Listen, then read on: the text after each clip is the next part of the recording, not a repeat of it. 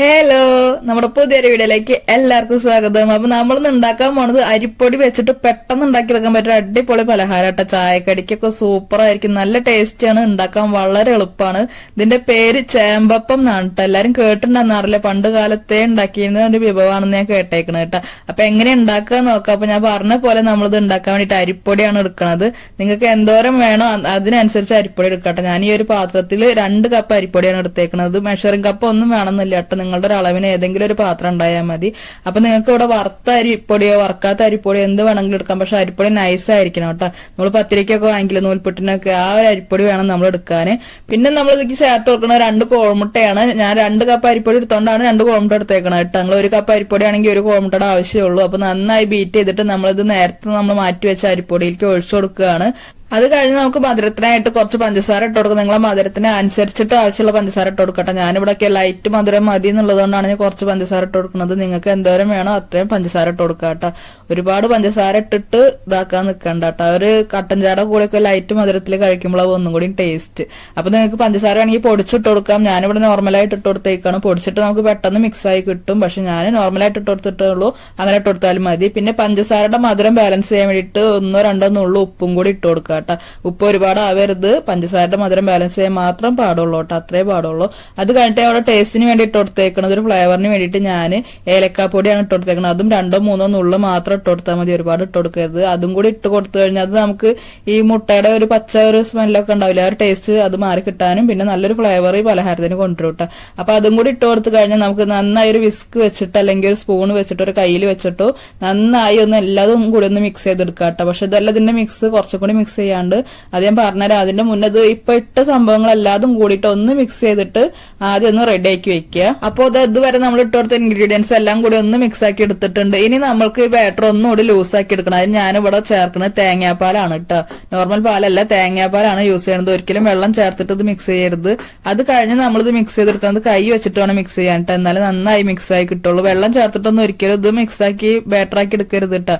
അപ്പൊ ഈ ഒരു കൺസിസ്റ്റൻസിലാണ് നമുക്ക് വേണ്ടത്. അതിനനുസരിച്ചിട്ട് തേങ്ങാപ്പാൽ എത്രയാണോ വേണ്ടത് അത് കുറച്ച് ഒഴിച്ചിട്ട് വേണം നമ്മള് മിക്സ് ആക്കി എടുക്കാൻ. ആദ്യം തന്നെ ഒരുപാട് തേങ്ങാപ്പാൽ ഒഴിച്ചിട്ട് നല്ല ലൂസാക്കി എടുക്കരുത് കേട്ടോ. നന്നായി പെർഫെക്റ്റ് ആയിട്ട് നമുക്ക് കിട്ടില്ല.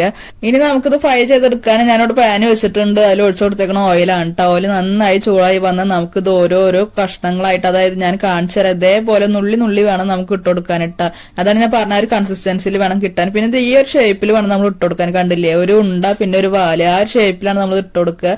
അതാണ് ഇതിന് ചേമ്പപ്പം എന്ന് വിളിക്കാൻ കാരണം കേട്ടോ. കാരണം എന്തെന്ന് പറഞ്ഞു കഴിഞ്ഞാൽ ഇതിന്റെ ഷേപ്പ് ഇരിക്കുന്നത് ചേമ്പിന്റെ വിത്തിന്റെ ഒരു ഷേപ്പിലാണ് ഇരിക്കുന്നത്. അതാണ് ഇതിന് ഇങ്ങനെ ഒരു പേര് വരാൻ തന്നെ കാരണം. നുള്ളിയപ്പം എന്നും പറയും, പക്ഷെ മെയിൻ ആയിട്ട് ഇതിന് ചേമ്പപ്പം എന്ന് പറയട്ടെ. അപ്പൊ ഈ ഒരു ഷേപ്പിൽ നമ്മൾ മാക്സിമം ഉണ്ടാക്കിയെടുക്കാൻ നോക്കുക. എല്ലാതും ഇങ്ങനെ പെർഫെക്റ്റ് ആയിട്ട് ആ ഷേപ്പിൽ കിട്ടിയെന്നൊന്നും വരില്ല കേട്ടോ.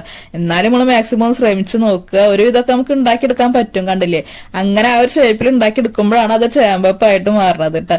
അപ്പൊ ഞാനിത് എല്ലാതും ഇതേപോലെ ഇട്ട് കൊടുത്തിട്ടുണ്ട്. ഇനി ഇത് നമുക്ക് ലോ ഫ്ലെയിമിൽ വെച്ചിട്ട്, ലോ ടു മീഡിയം ഫ്ലെയിമിൽ വെച്ചിട്ട് നന്നായി മൊരിയിച്ചെടുക്കണം. അപ്പൊ ഇത് ഒറ്റയടിക്ക് തീ കൂട്ടി വെച്ച് കഴിഞ്ഞാൽ കരിഞ്ഞു പോവുള്ളൂ.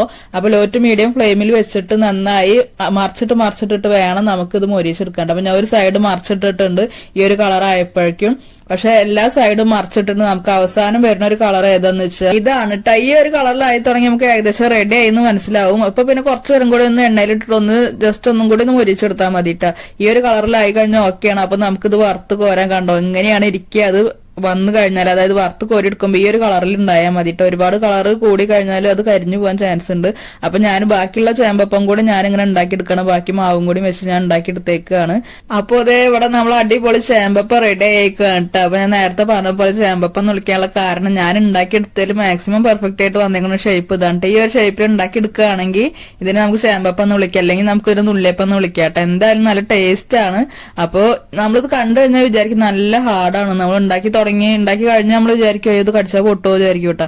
പക്ഷെ സംഭവം ഒന്ന് തൊട്ട് കഴിഞ്ഞാൽ, അതായത് ഉള്ളിലൊന്ന് പൊട്ടിച്ചു കഴിഞ്ഞാൽ നോക്കി ഇതേപോലെ പൊട്ടിച്ചു കഴിഞ്ഞാൽ ഉള്ളിൽ നല്ല സോഫ്റ്റ് ആയിട്ടാണ് ഇരിക്കുക കേട്ടോ. നല്ല ടേസ്റ്റ് ആണ്. ഇതേപോലെ നല്ല സോഫ്റ്റ് ആണ്, നല്ല ടേസ്റ്റ് ആണ്. എല്ലാവർക്കും ഇഷ്ടാവും. പിള്ളേർക്കൊക്കെ പെട്ടെന്ന് ഉണ്ടാക്കി കൊടുക്കാൻ പറ്റും. നമുക്ക് അവരൊന്നും ഉണ്ടാക്കി പറ്റിക്കാനൊക്കെ പറ്റും. ചായക്ക് കടിയാണെന്ന് പറഞ്ഞു കഴിഞ്ഞാൽ അധികം ഇൻഗ്രീഡിയൻസ് ഒന്നും വേണ്ടല്ലോ, അരിപ്പൊടി പിന്നെ കുറച്ച് സാധനങ്ങളും മതി. എല്ലാവരും ഉണ്ടാക്കി വെക്കുക. വീഡിയോ എല്ലാവർക്കും ഇഷ്ടപ്പെട്ടെന്ന് വിചാരിക്കണു. വീഡിയോ ഇഷ്ടപ്പെട്ടെങ്കിൽ ലൈക്ക് ചെയ്യുക, ഷെയർ ചെയ്യുക, ചാനൽ ഒന്ന് സബ്സ്ക്രൈബ് ചെയ്ത് സപ്പോർട്ട് ചെയ്യാം.